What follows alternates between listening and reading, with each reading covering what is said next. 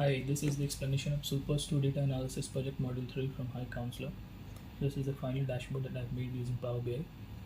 Let's move on to the data set, that is clean Superstore data. You can see we have various columns. And let's move on to the data. As you can see, the data is visible here and it is 100% cleaned.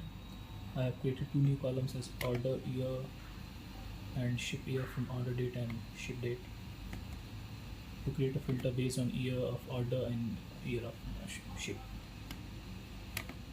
Moving back to the dashboard, you can see I've used 7 slicer to create different kinds of filter, that is segment, ship mode, order year, customer name, category and state. Then I have used 2 cards to display count of city, that is 506, and sum of sales, that is around $2 million. Moving on to the next chart, I have used a pie chart to display subcategory from the city. Next chart is stacked bar chart, which displays sales sum by category and subcategory. Category is on the x-axis and the subcategory is divided along the y-axis for each category. Next chart is a funnel chart that displays sales sum by subcategory. Then I've used a tree map to display order count by ship mode. And the final chart is a line chart that displays sales by year trend.